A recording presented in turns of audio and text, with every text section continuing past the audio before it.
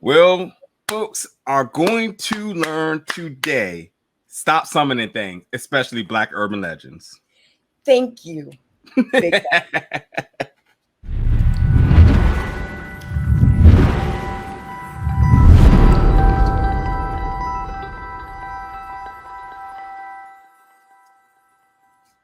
What's up, everybody? It's Nigerian Zero, and we're back today for another movie review. Ugh, I can't even talk because I'm so mind warped about this film. But finally, as my most anticipated film released this year, we're going to be reviewing the film Candyman, the 2021 version, which is the direct sequel of the 1992 version. Yes, I know there is a second and third film. They don't count to an extent. There's a little bit I'm going to add about that. But nonetheless, finally, after 3 delays of the pandemic, this film is going to be releasing August 22nd in theaters. Boom. All right, everyone. So Candyman is back. And if you don't know already, Folklore is back. Folk horror is holding it down in 2021. So this time around, we have a Chicago-based folklore of a supernatural entity called Candyman. Eyebrows. You know what's funny to me? If anybody doesn't know about this story, one is because you're not Black, because everybody Black.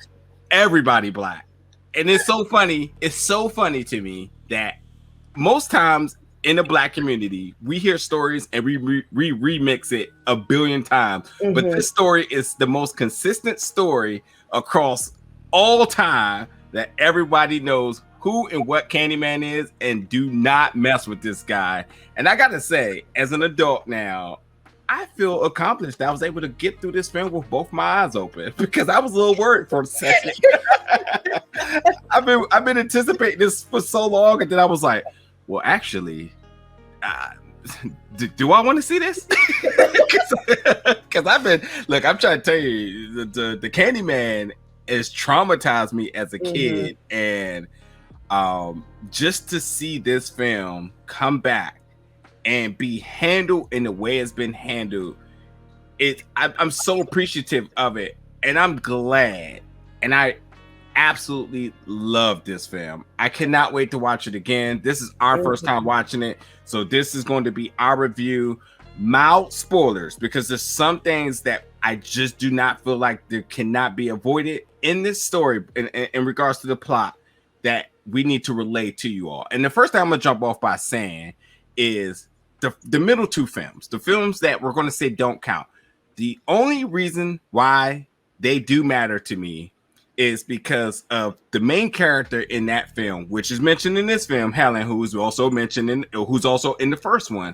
Mm-hmm. I think there's a direct parallel between her character and Yahya Abdul-Mateen's character.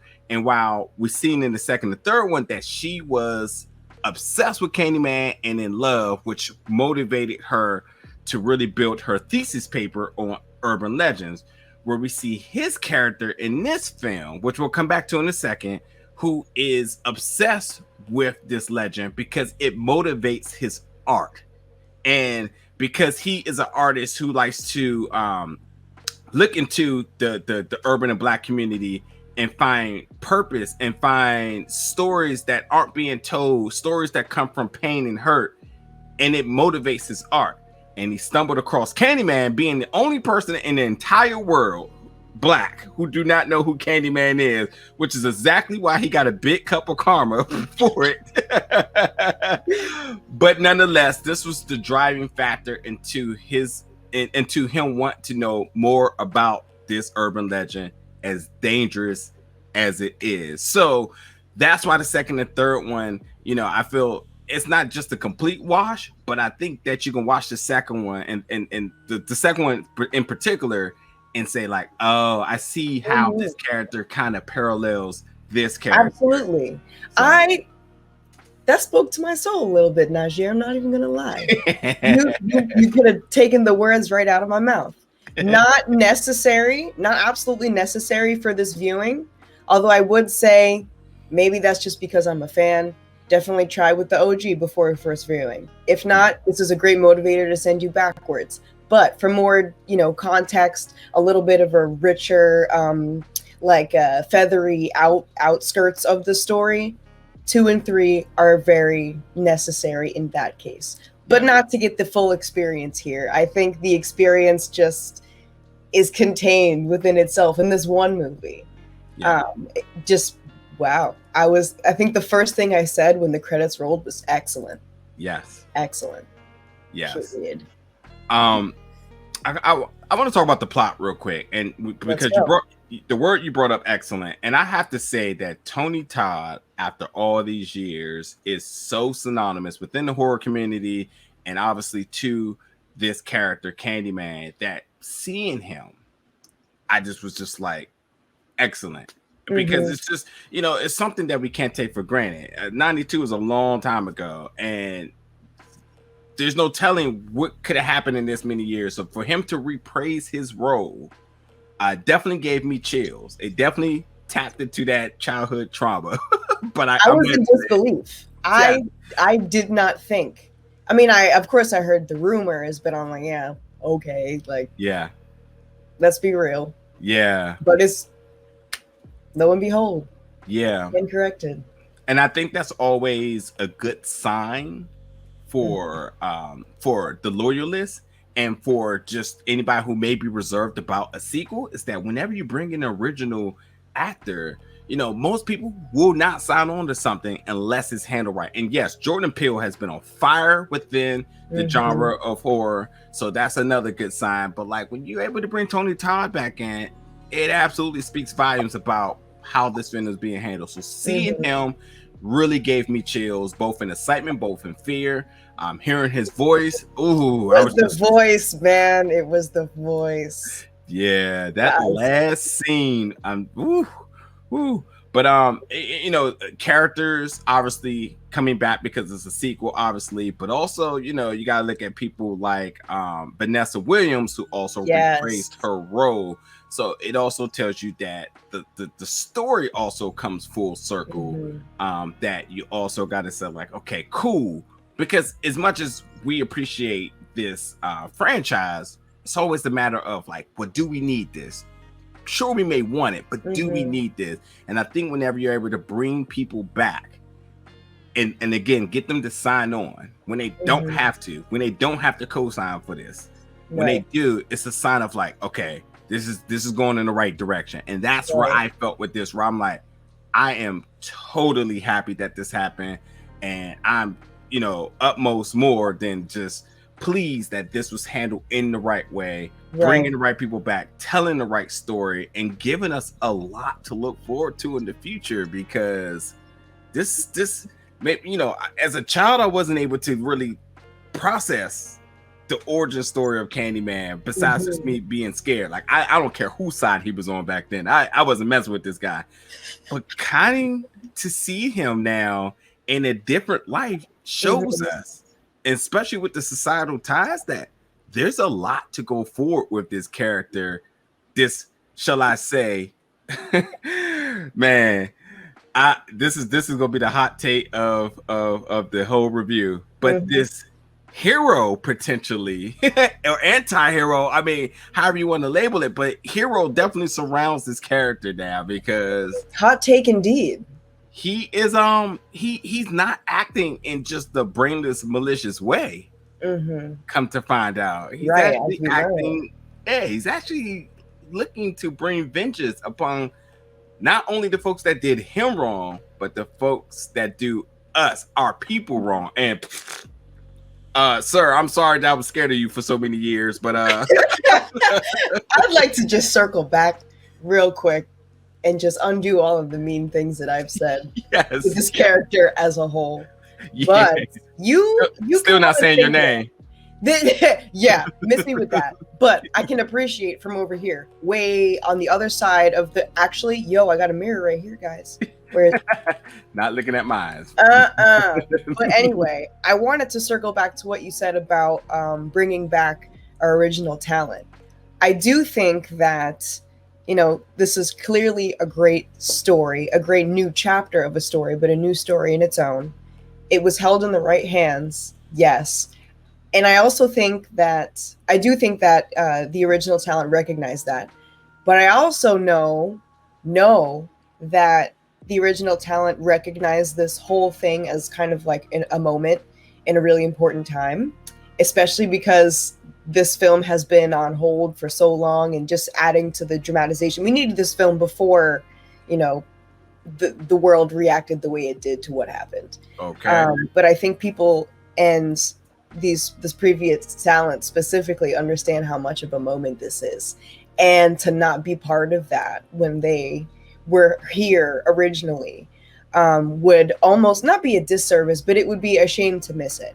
And I know, and I've heard Tony Todd speak multiple times about his role as Candyman, and in the earlier years, I know that he wasn't thrilled about it. I mean, a gig is a gig, you know what I'm saying? And it was a main card at that. But as far as seeing himself as a staple in horror cinema, when in the slasher category, you're put up against Michael Myers, you're put up against Freddy Krueger, etc. Those are really big shoes to fill. And he openly said this. I'm pretty sure you can quote it in the Horror Noir documentary. If you haven't seen that, would be a good, double feature tonight. But it is what it is. And I'm happy to have this role, but it doesn't, mean mountains like people say that it should. Yeah. But right now is a different story, because we've added a couple years of history since then. And new fans are emerging, and the genre is expanding. And at this point, from 2010 to present, rapidly. Yeah. And I think that now everyone who was part of this in the past can really see, like, damn, this was kind of the roots of a movement to come. And I mean, horror is everything, and Black folk have been dominating this genre for a couple years now. Like I said before, from 2010 to present, it's just been booming. And I think it's really important for us to recognize that. I think that they do. And I kind of almost see this as like a little celebration. I don't know, especially with the way that Candyman's marketing team has been going off. It feels like a celebration. I'm kind of getting this sense, all the other horror blurs we're all on the same wave right now.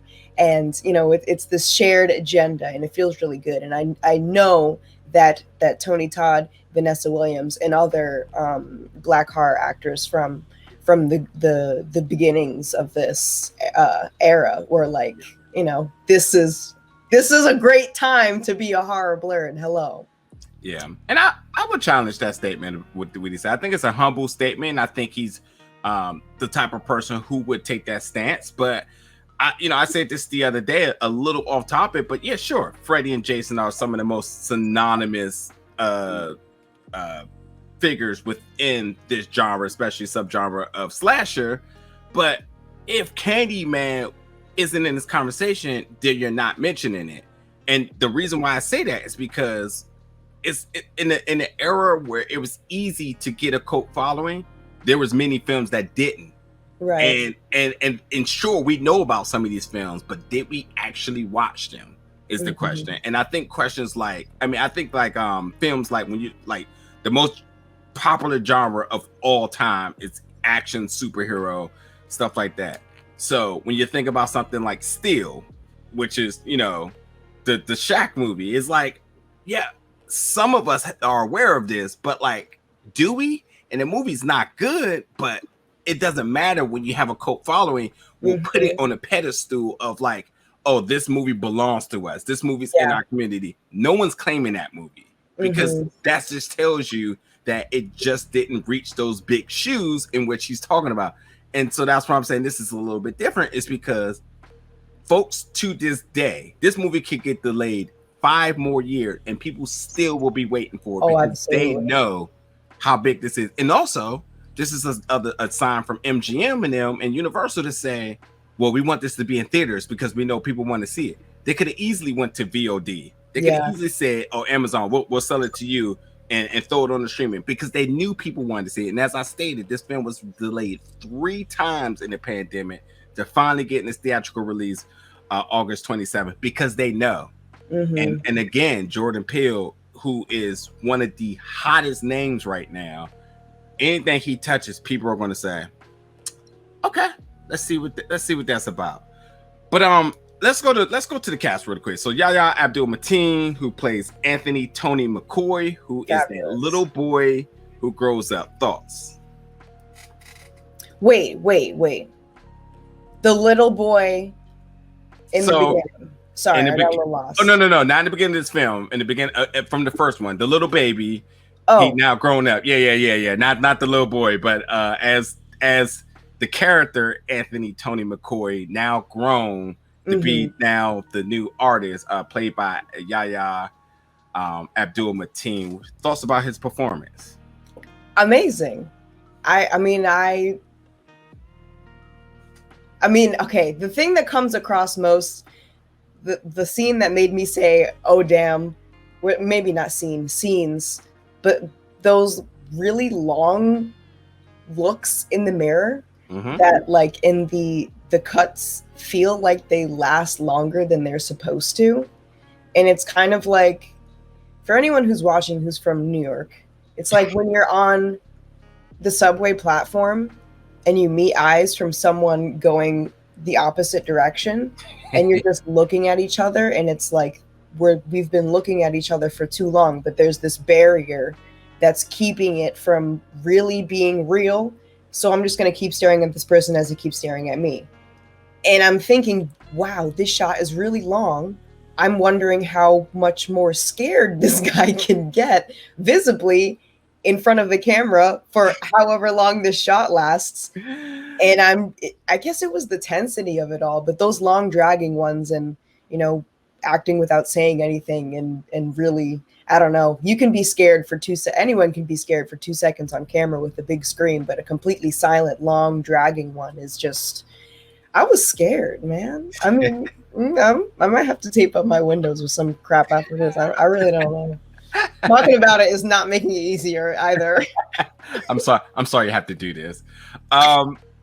His character, Anthony, you know, he just reminds me of all these folks out here doing the cart challenge right now. Like, just dumb, just absolutely dumb. Like, my man said he felt connected with Candyman. I'm like, dude, what? And then he became obsessed. I'm like, bro, you're walking down the wrong alley at the wrong time of the night, man. This ain't going good.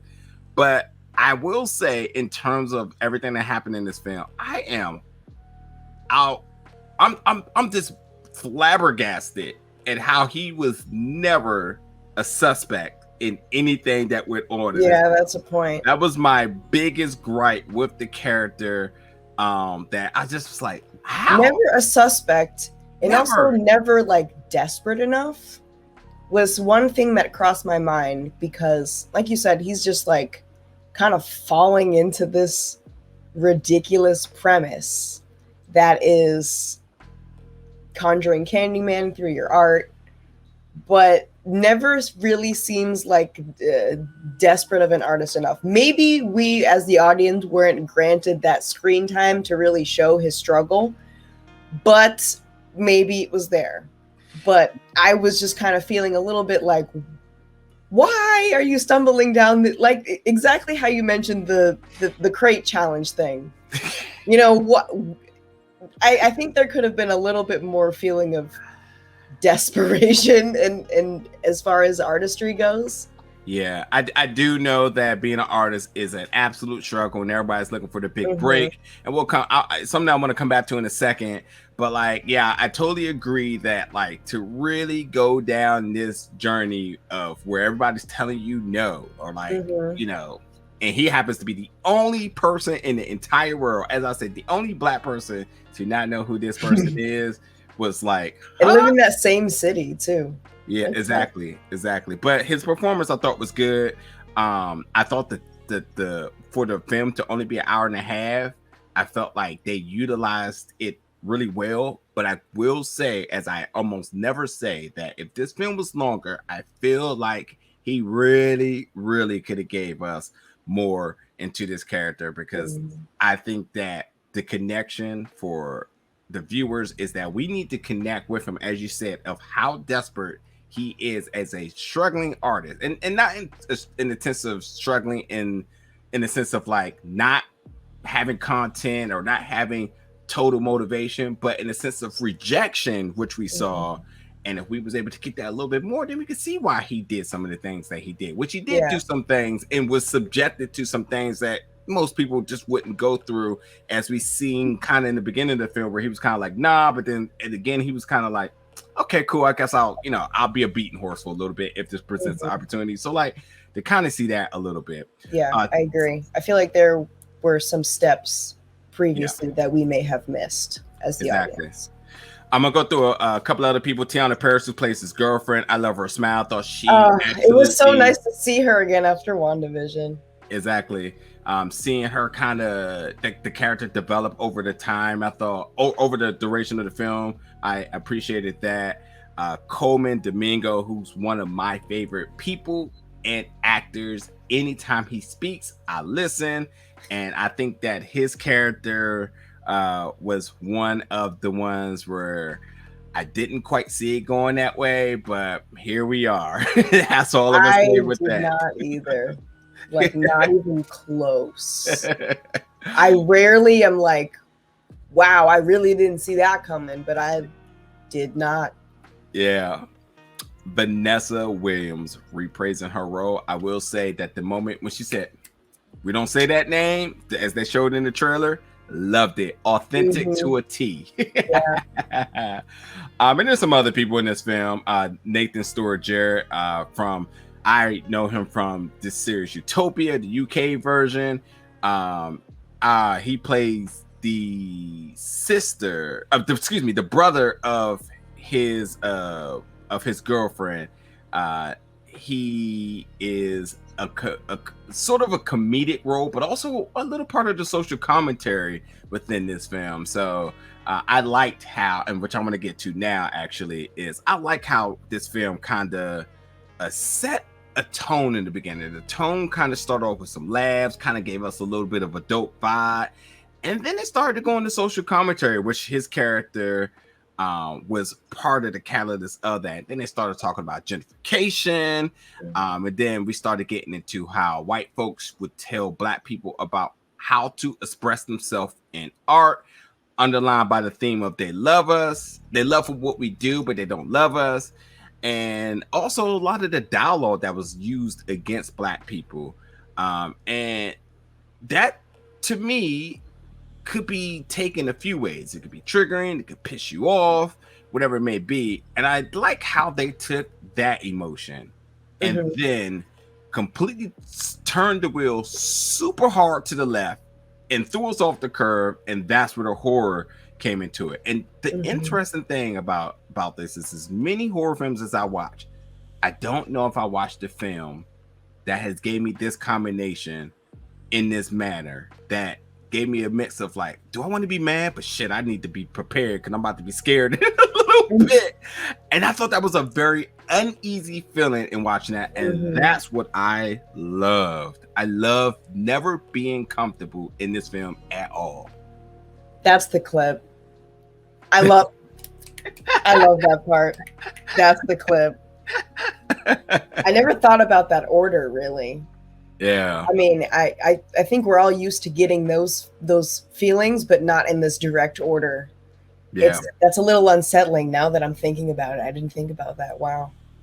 Yeah, it's a very rocky start, like, whether it be one way or another, however way you digest that dialogue it's not something that you just, this is just exposition dialogue. Yes. I think you hear that, however way you will react to it, you're going to hear it. And it already starts you off at a level. And it keeps you from having this gradual movie experience that's like this. It's more like this. Yeah. Which is interesting. Yeah. So at this point, y'all, we're going to talk a little bit more specific about the details of this film. So in this case, I'm gonna say mild spoilers. So definitely check out the film. We totally, want you to support this film because I think this film is great. I am going to watch it again, but this is our first time watching it. Wanted to make sure we get our instant reaction and thoughts about it organically. but I definitely want to talk a little bit about the specifics of it that just can't be avoided to really get some further context about this film. Now, here we go. The first thing, and I could be blatantly ignorant from the first time I watched the film, straight horror film, just slasher. It was a black slasher. It was a black coat.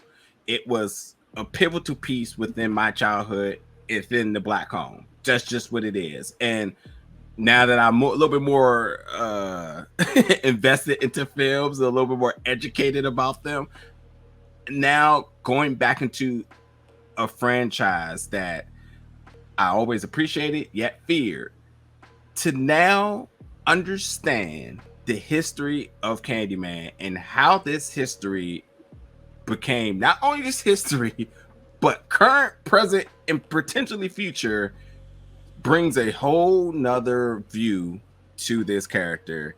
Candyman is premised around black brutality and racial injustice, and he comes back seeking revenge on those who did not just him, but us wrong.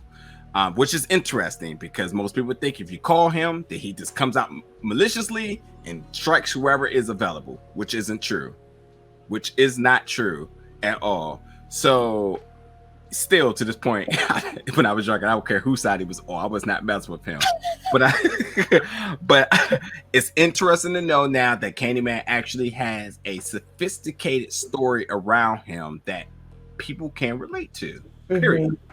And I feel really good of not only the passing of the torch of Yahya Abdul-Mateen's character, Anthony, now becoming Candyman, but not just the passing of the torch, but also being in a world where multiple Candymans exist and where potentially this can go forward.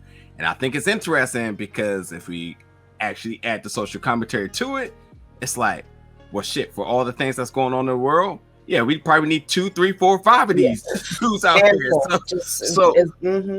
So we got No Limit soldiers out here ready to roll. So let's do it. You know what I mean? So Zero, give me your thoughts about this film or any specific point of this film that you want to touch on. Anything. Oh, okay. Well, let's start with. I want to talk about the goriest. Since we already gave the spoiler warning, so this is, you already passed that point. The kills, I was very impressed with the kills. I wasn't expecting. I don't think brutal is the word. Brutal's not the word I'm looking for. I thought they were artsy. Yes. Yeah, like a little bit of a aesthetic to them. Like they wanted to just make it feel like it had some type of conscience to them, It really meant something. Yeah. And I noticed that, and I think I noticed that just because of Anthony's being an artist.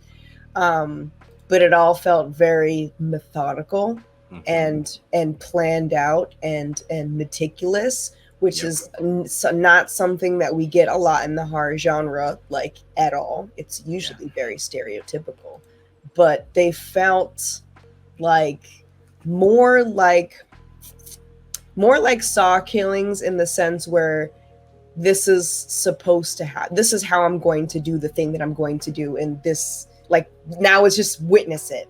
This was already pre-planned or something like that, instead of just kill on the spot. Yeah. And I don't know, I guess it was musical almost, or like I don't know, it all seemed very timed and accurate, I guess is what I'm trying to say. And although it wasn't the goriest, I still think that they hurt. I do still think that they hurt. But I will give a thumbs up for all of the kill scenes. But one thing that I want to pick my own brain, and yours as well, about is our soon to closing scene where it's the final catalyst, and we finally see Anthony as he's becoming Candyman in the church, and it's super creepy, and that's when he gets his arm, and that's like the final transformation is how I took it, right? Yeah. And it wasn't as planned as everything else seemed to be. Like every move on Candyman's behalf seemed planned and articulate, right? And then the final transformation just kind of felt like not underwhelming, I guess is what I'm really trying to say. Without that word sounds pretty bad. Guys, I just watched this movie. Like I gotta get my words together. But I was really impressed with the artistic outlook of the killings, and with the final transformation of him into Candyman when he's like super gross, and that's like no more Anthony at this point. I thought that it could have been a little bit more like those killings. Well, here's my thing, and I got one more statement after that, and we'll kind of wrap it for you all, because I definitely want to watch it again. We may do another review and discussion of this, because I definitely need to kind of process things. But as I said in the beginning, most times in the Black community, when we have a story, we will run that baby 1 billion times, and it will change 1,000,002,000 times. And it's just what it is. You tell your aunt something, your aunt tells your uncle something, tells your cousin to come back to you, and it's a whole different color, shape, and form. And that's just what it is. And I thought it was interesting, because that's kind of what that character, and I don't want to give this away, but that's kind of what that character did. Because that character did say, well, you could kind of make it whatever you want, and et cetera, et cetera, et cetera. Yeah, and it's kind of like, no, you can't. You can't do that. And when you take his character out and you think about just the origin of Candyman, then you're like, oh, see, he was just out here just running his mouth, just saying anything. Right. Stuck to your roots and knew what you knew. It happens. And things happen, and Candyman was born. So, bada bee, bada boo, you know what I mean? So, I just want the bees and the more bees. Yeah, exactly. So like that's where I got from that. I just got that, like, you know, it's one of those type of, I don't know, gatekeeping type of dudes. There's just other words clearly I can use here, but like, you know, it's one of those type of things. But I thought that was interesting that they did that, because I think that's, when you talk about urban legends, that is a pivotal point of it. It's the transcendence of the story over time. And that makes perfect sense. And most urban legends do have little tweaks and modifications. This story didn't, but then you have that one who will try to make it something else. And I thought that's why I loved about that. That's why I loved about that character I'm not naming, because I loved how his character played that role that I just wasn't anticipating for it to happen in that way, to tell a story that was kind of like, oh, that makes sense. But also, who was thinking that? Because that's not something that most people think about. So yeah, we need that in the film, you know? So that's why I appreciate it. But I'll say this, because I want to keep this, I want to keep this for some stuff for our longer discussion, is number one, I never want to be stuck in the elevator, but if I'm ever stuck in a mirrored one, just off me. That's it. Rest in peace. No more of me. Scary scene, man. Yeah, no more of me. Scary scene. And that scene was like, except for little flashing moments, was all in the light, and it was scary. That probably one of the scariest scenes for it to be as bright as it was. But wow, yep, definitely choosing what elevators I go into from now on. This was just a little reminder of like, yeah, stay on your P's and Q's. And I will say this as my last comment, is that I actually laughed in this film more than I thought I would. And I have to say that folks are going to learn. Folks are going to learn, because if you didn't learn, you're gonna learn. You learned today, because folks gonna stop playing with my man out here. Yeah, I'm claiming him now. You're gonna stop playing with my man, because he's serving L's left and right. Like, you out here thinking it's sweet, willy-nilly. Yeah. So you go ahead and say his name in the mirror all you want, folks. But try it. But yeah, folks, we will be back for our longer discussion review, because this is a film that, you know, we want to be able to kind of metabolize a little bit. This is our first viewing, our first review, reaction, recap, whatever you want to call it, of Candyman, the 2021 version, in theaters August 27th, the direct sequel of the 1992 version. The other two films, I think, is 95 and 99. They're not really important, but they do build sort of a character similarity with this character. So if you haven't seen this one, any of the other ones, and if you got some time, then totally check them out. But if you haven't, you can watch this and appreciate it. But just like Zero said in the beginning, this stands alone very good, very, very good. But totally jump in the comments. Let us know your thoughts, your reactions to this when you check it out. Let us know your fears, your reserves, your hesitations from when you watched the first one, ultimately becoming now an adult and don't know if you want to make this decision. Because I'm here to say that I'm virtually holding your hand. We're going to get through this. But let us know, folks, and we'll catch you very soon for our review.